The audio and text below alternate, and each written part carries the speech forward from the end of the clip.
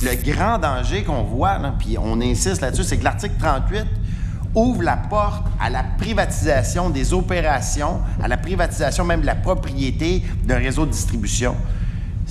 Il y a plusieurs impacts sur la sécurité énergétique, sur la rente économique. Si on a trop d'intermittents qui est au privé, toutes les réserves vont devoir être assumées par Hydro-Québec. Et qu'avec cette privatisation prévue dans le projet de loi 69, ça veut dire qu'on se priverait à peu près de 3 milliards par année de revenus au gouvernement du Québec? C'est ce qu'on dit aussi. 3 milliards. On perdrait une rente économique importante. Un CHUM par année, 80 labs écoles qui vient d'être coupés, là, c'est ça qu'il faut que les Québécois comprennent. Là. C'est ça la privatisation. On va se priver de ces revenus-là, nous les Québécoises et les Québécois. C'est bien ça que vos chiffres disent. C'est ce qu'on craint, c'est ce que nos chiffres disent. Pierre-Guy Sylvestre, je suis conseiller syndical au service de la recherche du Syndicat canadien de la fonction publique au Québec. Je suis économiste de formation.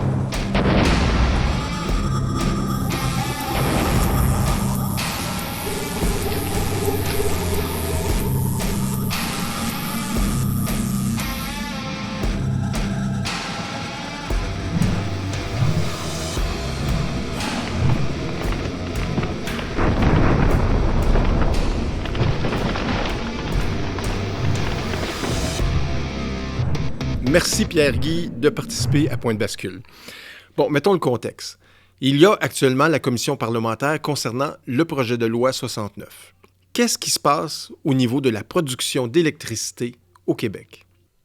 Écoutez, avec le projet de loi 69, ce qu'on voit, nous, c'est une ouverture d'une brèche, non seulement pour la production d'électricité, c'était une brèche qui était déjà ouverte, mais également pour la distribution d'électricité.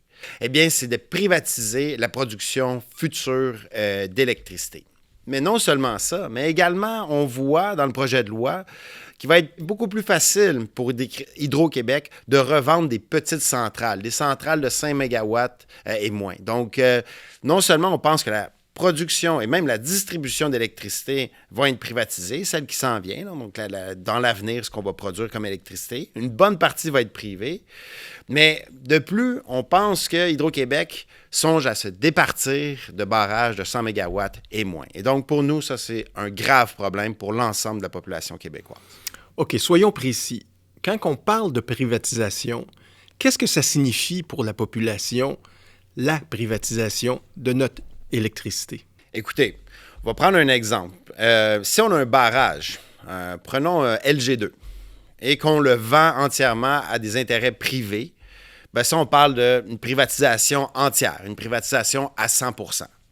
Par contre, si on reprend encore LG2, qu'on le laisse public, mais que les futurs barrages ou encore les futurs parcs éoliens, par exemple, si on décide de bâtir 2000 MW d'éoliennes pour et par une entreprise privée, à ce moment-là, on peut parler certainement d'une privatisation partielle, mais privatisation quand même. Donc, les actifs. L'actif, c'est l'infrastructure. L'installation elle-même n'appartient plus à l'actionnaire majoritaire, le gouvernement du Québec et donc la population québécoise. Ça n'appartient plus à la population québécoise. Donc, quand on parle de privatisation, dépossession, on peut aussi parler de dénationalisation, là, qui sont des termes là, synonymes. C'est comme si on enlevait la propriété des installations de services publics d'électricité à la population. Donc ça signifie qu'il y a deux impacts. Un, la perte des redevances, donc l'argent qui revient à la population du Québec. Et deux, la perte de contrôle aussi de notre politique énergétique, probablement. Bien, écoutez, par rapport aux revenus, vous savez que les dividendes d'Hydro-Québec, ça va être de 3, 4, 5 milliards de dollars par année. Donc ça, c'est des revenus qui vont directement au gouvernement. Par exemple, si une année, Hydro-Québec nous rapporte 4 milliards et on en privatise 25 %, bien, on peut s'imaginer qu'on va perdre autour de 1 milliard par année. Donc, ce sont des pertes de revenus qui sont significatives. Au Québec, qu'est-ce qu'on finance avec l'État québécois? En grande majorité, c'est la santé, l'éducation, les services sociaux, donc des services à la population qu'on souhaite les plus directs possibles. On a un droit fondamental à accéder à des services publics de qualité. Et à notre avis, les services publics d'électricité, c'est fondamental que ça puisse être possédé par la population. Donc, ça, c'est des pertes de revenus pour l'État québécois, mais il y a plus que ça. Par exemple, si on finit par privatiser plus de 60 % de la production future d'électricité, qu'est-ce qui va arriver? Bien, ça va ressembler un peu à ce qui est arrivé en Ontario. On a privatisé, on a renationalisé. On a privatisé, on a renationalisé. Mais à chaque fois qu'il y a eu des privatisations, il y a eu des augmentations tarifaires énormes. Les tarifs d'électricité, si on privatise Hydro-Québec, il y a une partie qui va servir à enrichir des actionnaires privés. Et c'est ce qu'on appelle une rente économique. Et cette rente économique-là, présentement, on la capte avec Hydro-Québec. Si on laisse des entreprises privées capter cette rente économique-là, elle ne va pas percoler vers le bas. La richesse va rester capturée, va rester captive par ces intérêts privés-là. Autrement dit, c'est comme si on prenait les profits d'Hydro-Québec, qui sont actuellement redistribués dans la population, et là, c'est comme si on prenait ces profits-là de la poche des gens et qu'on les transférait dans les poches d'actionnaires privés. Et eux ne réinvestissent pas au niveau social. Non, absolument pas. Par contre, ils vont parler de retombées économiques. Donc, ils vont prendre un modèle, là, input-output, ou entrée-sortie de l'Institut de la statistique du Québec. Ils vont le modifier un peu. Ils vont nous dire on a créé de la job. Mais par contre, Hydro-Québec, si elle fait les mêmes travaux que cette entreprise privée-là, va créer aussi cette job-là, va créer des emplois. Même mieux, parce qu'elle va créer des emplois probablement qui vont être mieux rémunérés parce qu'il y a une rente je dirais, il y a une genre de prime de risque qu'on attribue au secteur privé parce qu'il y a des entrepreneurs privés qui prennent des risques. Puis ça, c'est vrai dans plusieurs industries. Mais dans l'industrie de l'électricité, la prise de risque, quand tu es à côté sur une entreprise publique comme Hydro-Québec, elle est quasi inexistante. Donc, il y a, en plus du profit qu'ils vont capter, ils vont chercher une surprime de profit parce que, apparemment, ces entreprises privées-là prennent un risque. Quelles sont les autres tombées? Les perceptions d'impôts et de taxes, écoutez, allez voir les lois sur la fiscalité. Ça fait des centaines de pages. Il y a toutes sortes d'échappatoires là-dedans. On le sait, les entreprises privées, les multinationales étrangères en particulier, ne paient pas leur juste part d'impôts. Et ça, c'est clair. Et je mets de côté les petites moyennes entreprises du Québec pour qui on a beaucoup d'empathie présentement parce que vous voyez ce que le ministre démissionnaire de l'Économie, M. Fitzgibbon, a fait. Il a octroyé des blocs d'énergie à des multinationales étrangères qui, elles, disent qu'ils ont des retombées économiques, mais au final, vont payer très peu d'impôts et de taxes par divers échappatoires fiscaux. Ben, d'ailleurs, je pense que M. Sabia, ça lui déplaît énormément qu'on ait commencé une campagne contre la privatisation des services d'électricité d'Hydro-Québec, mais en fait, même contre la privatisation des services d'électricité. Là. Pour nous, Hydro-Québec, c'est développer l'économie tout en finançant nos services publics. Pour nous, pour nos enfants, c'est de garder des tarifs d'électricité parmi les plus bas dans le monde. Pour nous, c'est des projets énergétiques qui respectent nos valeurs. Pour nous, c'est une énergie verte qui permet de créer des emplois. Mais pour nous, Hydro-Québec, on l'a bâti ensemble. C'est à nous tous. L'annonce du PDG d'Hydro-Québec, lorsqu'il nous dit qu'il veut prendre le contrôle de la production éolienne, bon, on a deux choix, c'est soit on le croit, soit on le croit pas. Mais normalement, nous, on va présumer que la personne, le PDG, nous dit la vérité. Mais il y a quand même un pas significatif qu'on doit expliquer ici, c'est qu'il y a un pas qui a été fait par le PDG. C'est que d'un côté, on avait un ministre Sabia, qui veut... là, oui, M. Sabia. Donc, on a le ministre Fitzgibbon qui dit... dans les médias même, qui nous dit au SCFP, nous, on va y aller avec le privé parce que c'est plus efficace. D'un autre côté, on a le PDG d'Hydro-Québec qui ne fait pas le projet de loi, là, mais qui manifestement ne s'entend pas avec M. Fitzgibbon, probablement pour plusieurs autres raisons, mais bref, qui lui nous annonce qu'ils vont prendre le contrôle de l'éolien. Ça, c'est un pas qui est un pas de géant par rapport à la position d'Hydro-Québec de 2006, parce qu'à l'époque, le Parti libéral du Québec avait empêché Hydro-Québec de soumissionner sur des projets d'éoliennes. Aujourd'hui, on a autour de 4000 mégawatts de production éolienne privée qui était souhaitée par le Parti libéral de Et l'époque. c'est des milliards qui aboutissent plus dans les coffres publics. Exactement. Et on paie ça 11 cents le kilowattheure. Combien s'en vont dans des profits puis dans des redevances? Est-ce que les municipalités qui sont en partenariat pour ces parcs éoliens-là reçoivent assez de redevances? À notre avis, tout le monde se fait avoir sauf l'entreprise privée. Par contre, je peux vous dire que j'ai bien hâte d'entendre M. Sabia nous dire qu'ils veulent prendre le contrôle de la production d'électricité solaire. Parce que hier, il y a un règlement du gouvernement qui est passé qui exige qu'Hydro-Québec aille en appel d'offres pour 300 mégawatts d'énergie solaire privée. Nous, on s'attend à ce que M. Sabia ou n'importe quel PDG d'Hydro-Québec veuille prendre le contrôle de toute la production et s'assurer de garder le contrôle sur le système de distribution d'électricité au Québec. Donc, Mais concernant les parcs éoliens, Oui. il faut dire que Sabia a annoncé que les parcs de 350 mégawatts et moins vont être privatisés. Écoutez, dans le projet de loi, nous, ce qu'on dit, c'est on demande de retirer tous les articles qui concernent la privatisation. Même, je vous dirais, le projet de loi, on le rejette dans l'ensemble. Il y a un point du projet de loi qu'on appuie, mais pour lequel on demande un changement majeur, c'est ce qu'on appelle le PGIR, là. La feuille de route pour décarboner. Qui n'est pas accessible actuellement, là. Exactement, qui n'existe pas encore, mais Pendant la commission parlementaire, vous avez demandé au gouvernement de faire un solide plan de gestion. Alors ça veut dire qu'il n'a pas fait sa job, là. On ne devrait pas être ici en commission parce qu'on n'a pas le plan, on n'a pas la vision du gouvernement du Québec qui n'a pas fait ces calculs-là. C'est bien ça? tout à fait. On veut décarboner, mais ça prend un plan avant le projet de loi. Avant le projet de loi. Bien sûr. Donc, vous invitez la ministre à retourner faire ses devoirs, en quelque sorte. Non, on a demandé à la ministre de refaire ses devoirs parce que la feuille de route pour décarboner le Québec, on pourrait même l'appeler la feuille de route pour diminuer drastiquement ou pour éliminer toute consommation de produits pétroliers et gaziers. On pourrait commencer avec ça. Cette feuille de route-là, on doit l'adopter le plus rapidement possible, mais d'une manière consensuelle avec l'ensemble de la société civile. Bon, disons-le, la CAQ a quand même un sérieux déficit démocratique, là. Le parti est reconnu pour ça. On a bien l'impression même que M. Fitzgibbon est peut-être parti à cause de ça. Parce que pour lui, consulter, ça semblait pas être sa tasse de thé. Par contre, prendre un avion pour aller rencontrer des gens d'affaires, écoutez, on voit un ministre de l'Économie prendre l'avion, aller voir des gens d'affaires, mais on voit pas le ministre de l'Économie s'occuper de la lutte au changement climatique. Par ailleurs, c'est quand même le ministre de l'Environnement, M. Charette, puis bon, qui est plutôt absent là, présentement, mais la lutte au changement climatique, il y a déjà un ministère qui est dédié à ça. On s'entend que peut-être que la lutte au changement climatique, c'est pas du tout une priorité pour la CAQ. Non, ça semble pas, en tout cas. En commission parlementaire, vous avez exprimé vos vives préoccupations par rapport aux tarifs. Explique-nous, c'est quoi ces préoccupations? Oui, écoutez, c'est sûr que par rapport aux tarifs, on pense que les tarifs sociaux, c'est extrêmement important. Le bloc patrimonial, à l'époque, c'était 2,79 sous le kilowattheure pour 165 terawattheures. Mais là, maintenant, tout ce qui est au-delà de 165 terawattheures, ça peut être privé.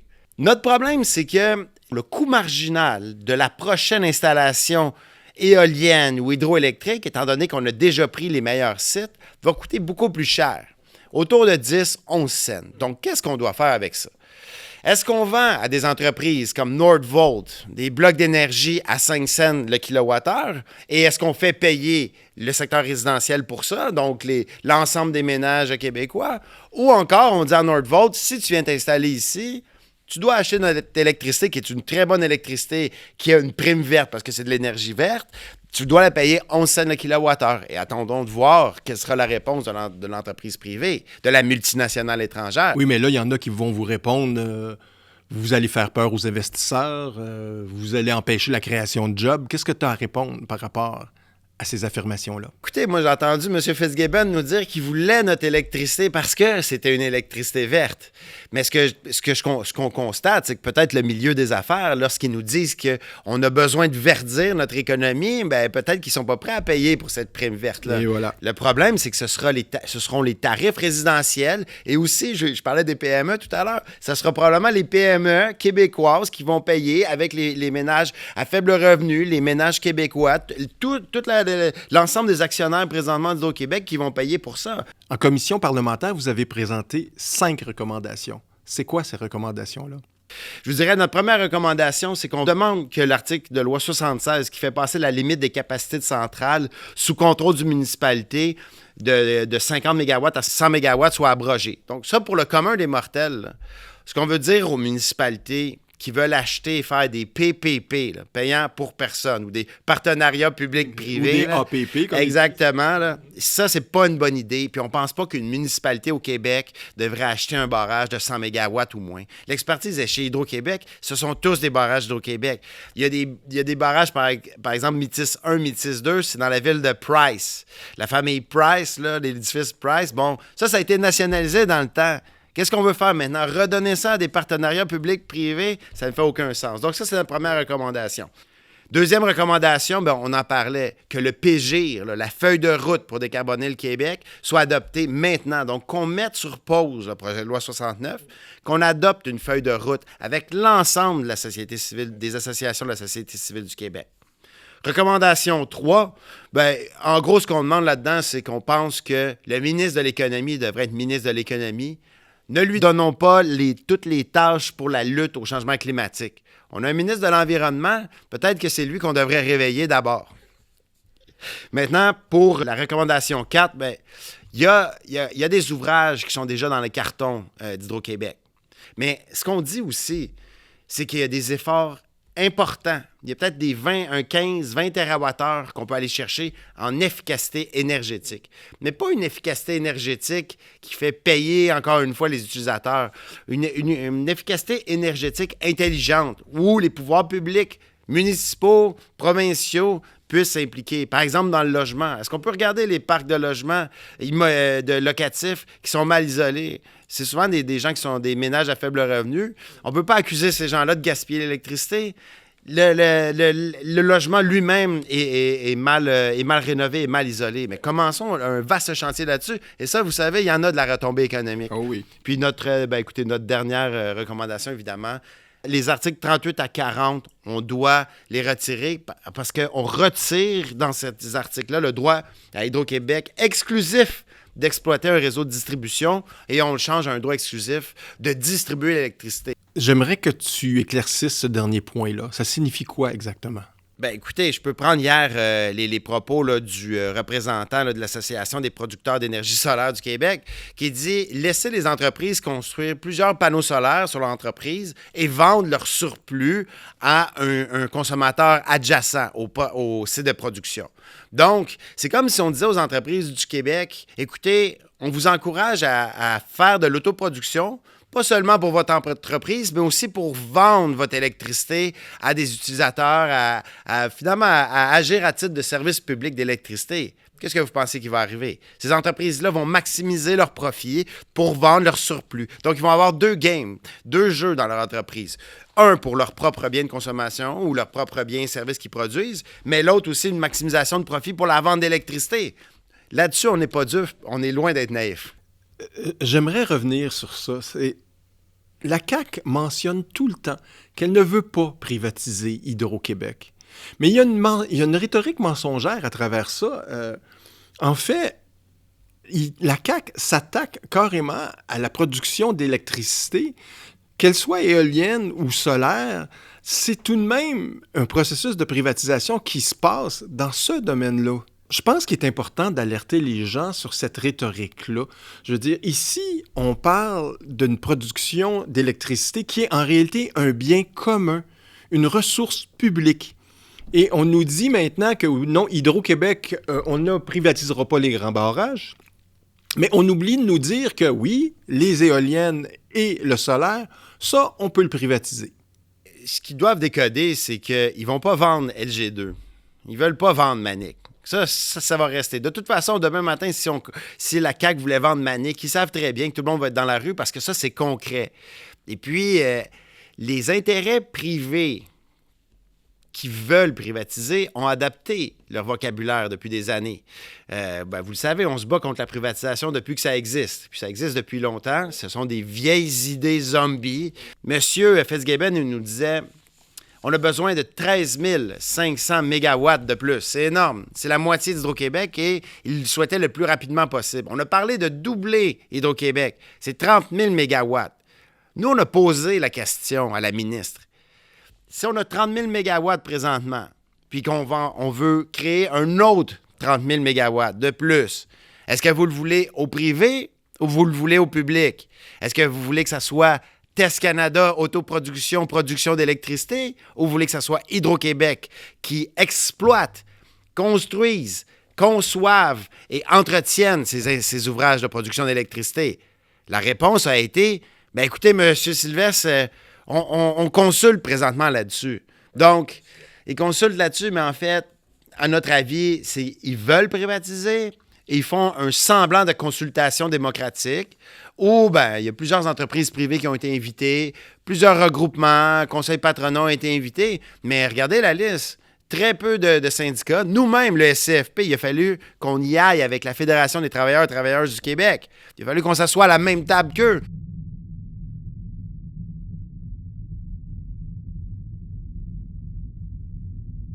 Je veux vous mentionner notre grande déception au niveau du SFP Québec. On représente la majorité des employés d'Hydro-Québec et le gouvernement de la CAQ n'a pas daigné de nous inviter et nous permettre d'avoir un 10 minutes comme tous les intervenants devant vous. Cependant, on va vous résumer notre présentation à 5 minutes, comme le président l'a mentionné.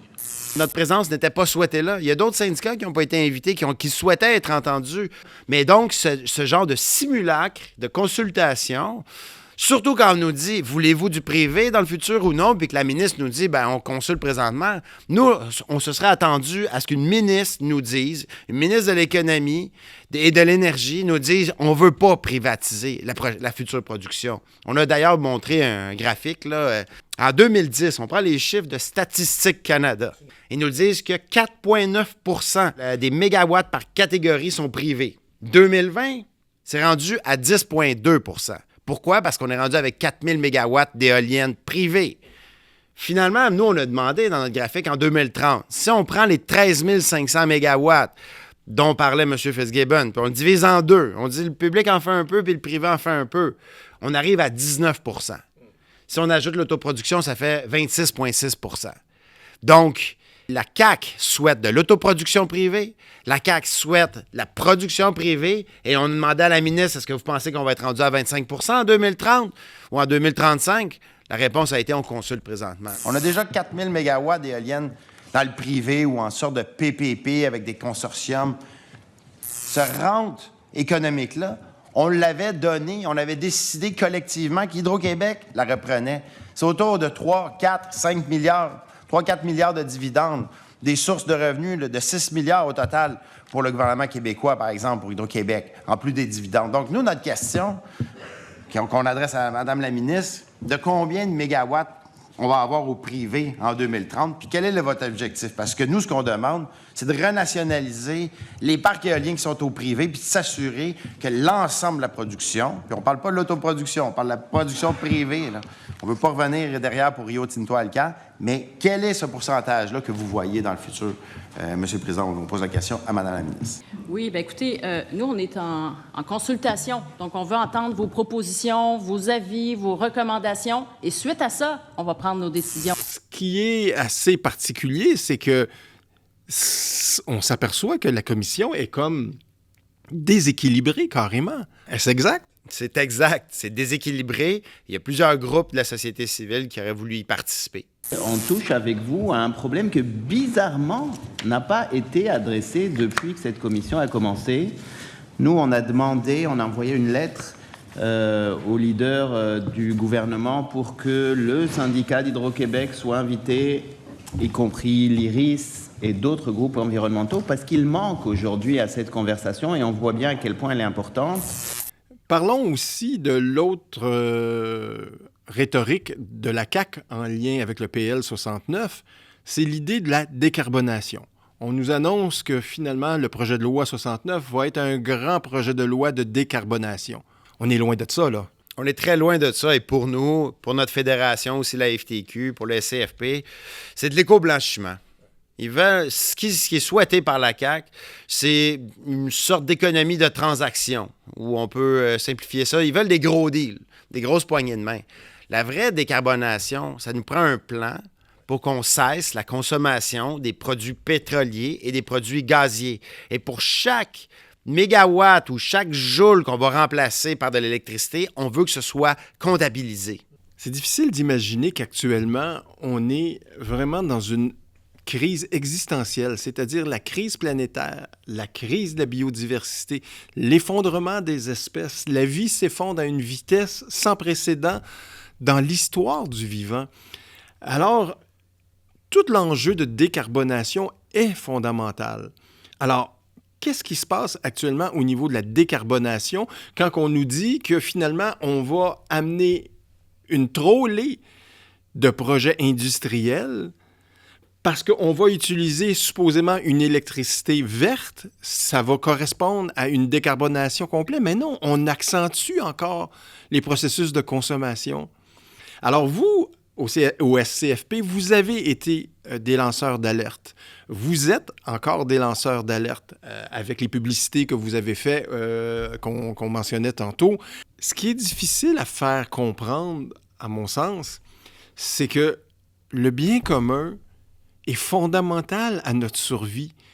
Le bien commun est, on peut dire, une des réponses à la crise planétaire actuellement, la protection du bien commun. Ah, tout à fait. Bien, écoutez, le bien commun, c'est le bien pour l'ensemble de la population. Avoir un État qui est capable de redistribuer la richesse, de penser collectivement. On a demandé, on pose la question dans notre mémoire, comment on va évaluer la décarbonation? En regardant de combien a cru le PIB, de regarder, ou pire, regarder les états financiers des entreprises multinationales qui vont venir s'installer ici, nous dire quels ont été les impacts économiques. Nous, ce qu'on veut regarder, c'est la quantité de gaz à effet de serre qu'on est capable de diminuer. Gardons donc Hydro-Québec public et gardons nos services 100% public et gardons nos services d'électricité publique, de la production à la distribution. On n'a pas besoin de production privée d'électricité au Québec. Depuis qu'on a nationalisé Hydro-Québec, dans l'objectif très clair de, être maître chez nous, mais rappelons-nous qu'à une certaine époque, les gens, par exemple, de Rivière-du-Loup payaient 3 fois leur électricité plus cher que les gens de Montréal. Est-ce que c'est la première fois qu'on a une brèche qui pourrait faire en sorte qu'on retourne sérieusement en arrière? L'éolien était une brèche. Ça n'aurait jamais dû... le développement de l'éolien au Québec, au début, n'aurait jamais dû être accordé au privé, aurait dû être piloté, géré, planifié par Hydro-Québec. Depuis longtemps, le capital privé salive à l'idée de mettre la main sur Hydro-Québec ou une partie d'Hydro-Québec ou de remplacer Hydro-Québec dans la distribution, la vente d'électricité. Moi, je me dis, il y en a peut-être quelques-uns actuellement qui ont peut-être commencé à sabler le champagne. Là. On entend souvent l'expression que le privé est en train de nous organiser un cheval de Troie. C'est quoi ça, ce fameux cheval de Troie-là? En matière de production, distribution, là on ne parle pas d'autoproduction, on parle de production, distribution. Là, on enlève le mot « exclusivité ». C'est ça que vous faites référence en matière de brèche vers le privé, oui ou non? Écoutez, oui, effectivement, c'est une première. Puis c'est pour ça qu'on demande à la ministre de retirer dans le projet de loi 69 actuellement les articles 38 à 40. Si on maintient l'article 38, on fait rentrer le cheval de Troie dans Hydro-Québec. Nous, notre crainte, c'est que la production et la distribution soient privatisées sur le réseau. En fait, c'est comme une trappe. C'est les modifications aux articles 38. Ce sont les articles 38 à 40 du projet de loi 69 qui abrogent le droit exclusif qu'a Hydro-Québec d'exploiter un réseau de distribution. On enlève ça, puis on remplace ça par le droit exclusif de distribuer de l'électricité à un consommateur. Pour nous, il est là le cheval de Troie. On pense que c'est un piège. Pourquoi? Bien, ça veut dire que non seulement la production d'électricité au-delà de 165 TWh, ce qu'on appelle là, le poste patrimonial dont on parlait, autant ça, présentement, on peut la privatiser, que maintenant, la nouveauté, c'est qu'on va pouvoir permettre à des entreprises privées d'exploiter un réseau de distribution. La ministre ne nous a pas rassurés sur ce point-là, comme sur bien d'autres points de son projet de loi. Et pour nous, si cet article-là du projet de loi est maintenu, Ben écoutez, on peut s'attendre là, à des 10 000, des 20 000 mégawatts de production d'électricité qui pourraient même être distribués en partie sur un système de distribution d'électricité privé. Encore une fois, une forme d'accaparement de la ressource. Plus qu'une forme d'accaparement. Non seulement on va accaparer la ressource, on va être capable de s'accaparer du système de distribution de la ressource, imaginez. Alors, je pense qu'il est urgent que les gens comprennent c'est quoi la CAQ. Tu sais, c'est un parti qui a été fondé par un businessman et par un lobbyiste. C'est un parti qui est pro-lobby, on le sait tous. Maintenant, c'est difficile d'imaginer que dans cette mouvance de privatisation qui fait partie de l'ADN de la CAQ, disons-le comme ça, là, beaucoup plus que la protection du bien commun, là. Dans cette mouvance de privatisation-là, tout à coup, ils vont avoir une espèce d'épiphanie, puis ils vont se dire, bon bien, on va finalement revenir en arrière, on va comprendre que les processus de dépossession, c'est-à-dire de privatisation, finalement, on n'embarque pas là-dedans. Je veux dire, une fois qu'ils ont commencé le processus, ces gens-là ne reviennent plus en arrière, là. Écoutez, ça prend une mobilisation citoyenne pour arrêter un milieu d'affaires d'un autre siècle, on va dire. Les politiques économiques souhaitées par la CAQ présentement, ça date d'un autre siècle, du 20e siècle, on va le dire comme ça. On veut produire plus pour pouvoir augmenter le PIB. Mais il n'y a rien d'efficace d'un point de vue même économique, là, même d'un point de vue libéral. Il y a un grave problème parce que on gaspille beaucoup de ressources de cette façon-là. Ce qu'il faut, c'est rendre notre consommation d'abord d'énergie, il faut la rendre efficace. Et je ne dis pas efficace dans le sens couper des jobs ou autre. Non, c'est de savoir qu'est-ce qu'on fait avec notre électricité. Il y a des économies, par exemple, en Allemagne et en France, qui sont des économies très capitalistes, là, mais ils ont quand même réussi à rendre leur consommation d'énergie plus efficace. Donc, il n'y a rien d'intégré. On pense beaucoup au milieu des affaires, mais pas des affaires du siècle actuel, nous, on pense. Le 12 septembre, lorsque vous étiez en commission parlementaire, j'étais devant l'Assemblée nationale et je faisais une entrevue avec M. Brisson, le secrétaire général du FCFP. On est ici aussi aujourd'hui pour contester le projet de loi 69, même si M. Fitzgibbon, après son départ, a multiplié les entrevues en disant que c'est un projet de loi qui n'était pas controversé. Bon, on est ici pour prouver le contraire. Il est controversé, ce projet de loi-là. On n'en veut pas de la privatisation de notre électricité au Québec. Et il me faisait remarquer que, pour lui, c'est un peu comme si on était retourné dans les années 60-70, lors des grandes batailles sociales. Parce qu'on le sait, M. Legault dit souvent des demi-vérités à la télévision. Il vient de dire qu'il n'augmenterait pas les tarifs. Bien sûr, il ne les augmentera pas pour les 2 prochaines années. Mais après ça, qu'est-ce qui va se passer? Nous, on le sait, ça va quadrupler. On a juste à regarder en Ontario, quand ils ont privatisé Hydro One, qu'est-ce qui s'est passé? L'électricité a doublé, a augmenté. Le tarif a augmenté. Et c'est ça qu'on veut pas. On veut garder ça ici au Québec. On est fiers d'avoir gagné cette bataille-là dans les années 70. Malheureusement, on doit recommencer encore aujourd'hui avec un gouvernement qui veut tout donner au privé. Il va y avoir de grandes mobilisations. On le sent, on le sait. L'enjeu du bien commun touche énormément la population. Alors, comment est-ce que les gens peuvent rejoindre les forces du SCFP lors de ces grandes mobilisations-là? Nous, en fait, on invite nos membres à plusieurs manifestations qui sont faites par d'autres groupes parce que c'est comme si on voyait ça comme une coalition large. Donc, avec notre fédération, la FTQ, on s'assure de toujours parler des mobilisations et de participer le plus possible. Oui, suivez le SCFP, suivez la FTQ, invitez-nous surtout à vos manifestations, invitez-nous pour qu'on puisse prendre conscience de comment ça vous touche, vous, l'électricité. Excellent. Pierre-Guy Sylvestre, merci beaucoup. Merci pour l'invitation.